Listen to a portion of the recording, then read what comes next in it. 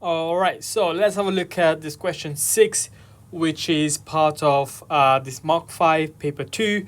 So this is continuation of the series. So question 6, so let's have a look. A student investigates a curve with equation y equal to f of x. The student finds that f of 4 is equal to 0.98, f of 5 is equal to 4.2. The student concludes that the equation f of x equal to 0 has no roots between 4 and 5. Explain why the student might not be correct. So this is a 1 mark, so the answer needs to be very simple, very straightforward. Nowhere here it says in order for this to work, the function has to be continuous, but nowhere here it says that the function is continuous, right? So and you can say that the curve is might not be continuous,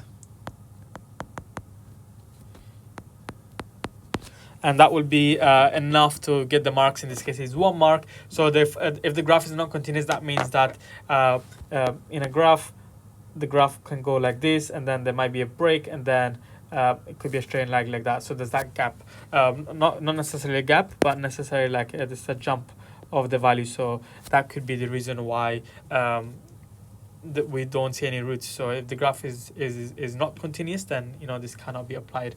So that's everything that you need to say for part I.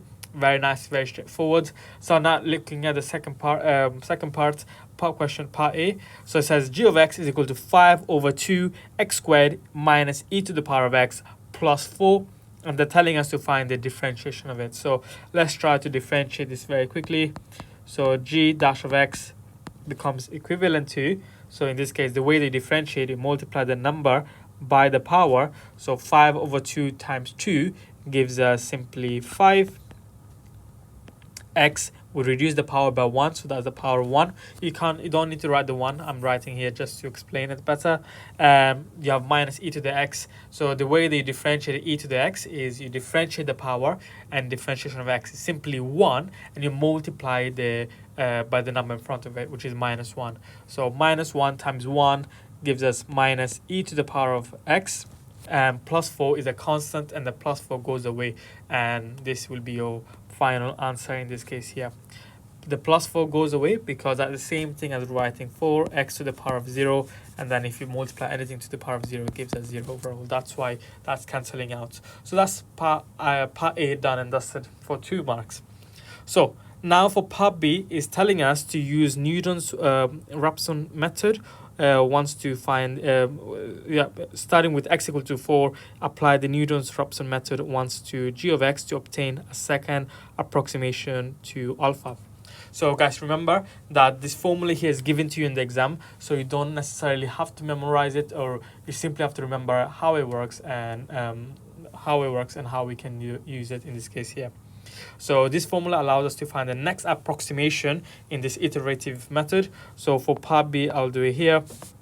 So the formula goes on as xn plus 1 is equivalent to x to the xn minus f of xn over, maybe in this case here, let's use g of x, so just to make a bit more familiar with the notation here that they're using.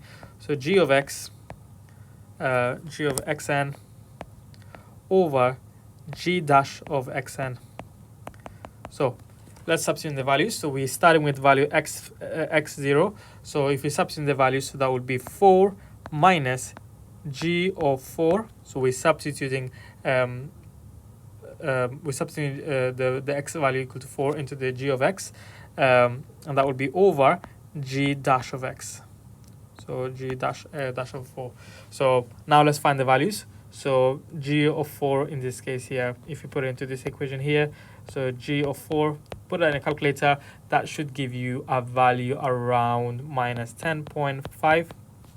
And g dash of x, or g dash of 4, so if you put it here, so that should be a value of minus 34.5. Dot carries on with both values.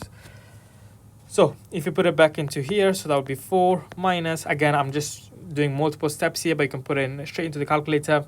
So that would be minus 10.5 all over minus 34.5 and if you put this, it should give, the calculator should give you an answer of 3.69 if you give your answer to three significant figures. So essentially that means that if you put the iterative method, so x1, in this case, this is the value for x1. So x1 is equivalent to as 3.69. So that's the part of part B, in this case, done. So then now the next part, it says draw an appropriate line to figure 2 to show that the Newton's-Raphson method starting with x0 equal to 2 does not give a good second approximation.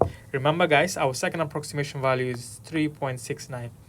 So in order to do this question, we need to go through the graph itself and we need to draw a tangent where x is equal to 2. So if you look at this value here, so I'm just going to keep going up.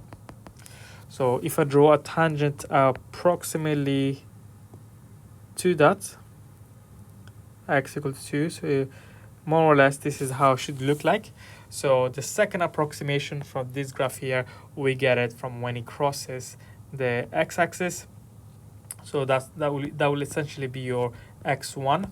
So in this case here, we can clearly see that that won't be correct because remember the initial value that we got for x1 we got 3.69, and in this case here we get this value here, which is negative 0.98, let's say. So, and therefore we can say that the second